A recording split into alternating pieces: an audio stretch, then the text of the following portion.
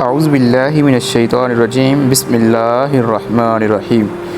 تو اب ہم اذان اور اقامت کے جو دیگر ضروری مسائل ہیں چند ایک ان کو پڑھیں گے۔ تو سب سے پہلے ہم اس کو قرآن سے دیکھ لیتے ہیں، قرآن سے اس کا ثبوت ہے۔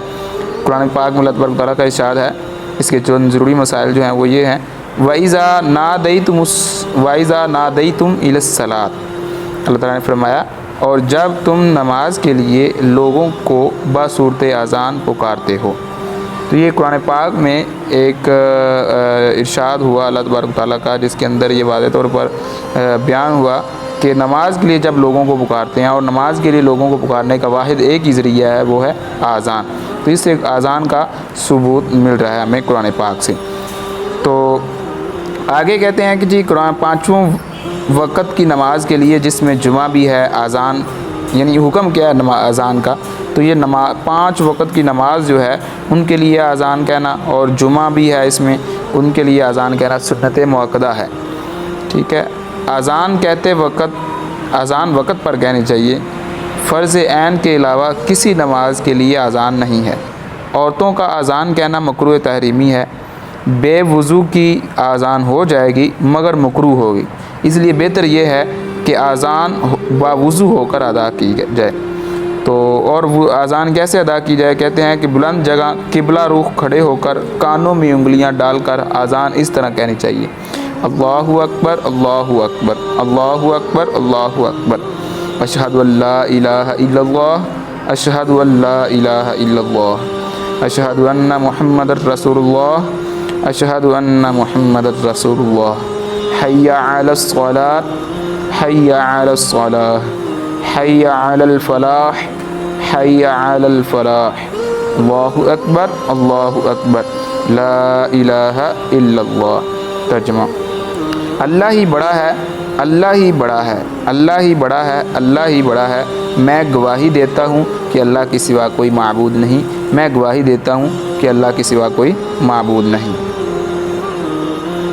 میں گواہی دیتا ہوں کہ حضرت محمد صلی اللہ علیہ وآلہ وسلم اللہ کے رسول ہیں، میں گواہی دیتا ہوں کہ حضرت محمد صلی اللہ علیہ وآلہ وسلم اللہ کے آخری رسول ہیں، اللہ کے رسول ہیں۔ آؤ نماز پڑھنے کے لیے، آؤ نماز پڑھنے کے لیے، آؤ نجات پانے کے لیے، آؤ نجات پانے کے لیے، اللہ ہی بڑا ہے، اللہ ہی بڑا ہے، اللہ کے سوا کوئی عبادت کے لائق نہیں۔ یہ پوری اذان کا ترجمہ تھا۔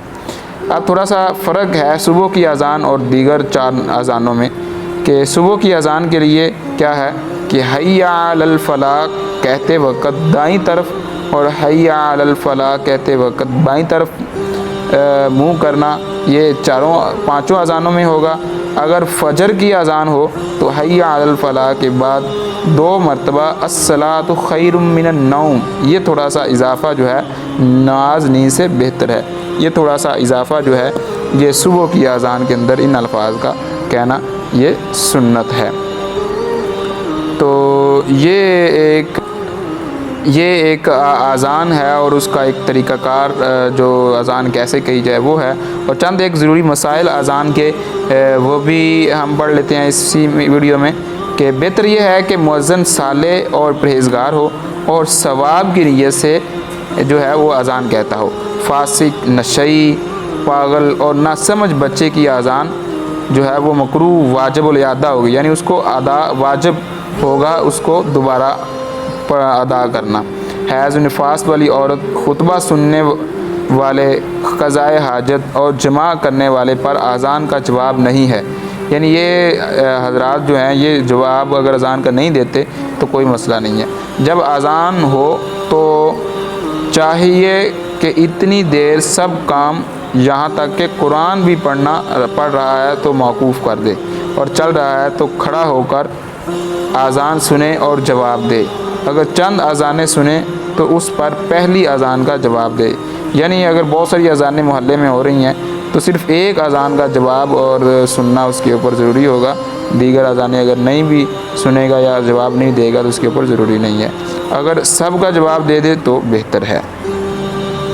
تو یہ چند ایک مسائل تھے، ضروری مسائل اذان کے۔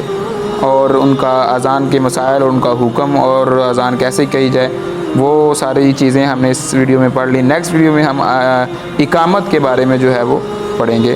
تو ملتے ہیں نیکسٹ ویڈیو میں، تب تک کے لیے اللہ حافظ۔ جی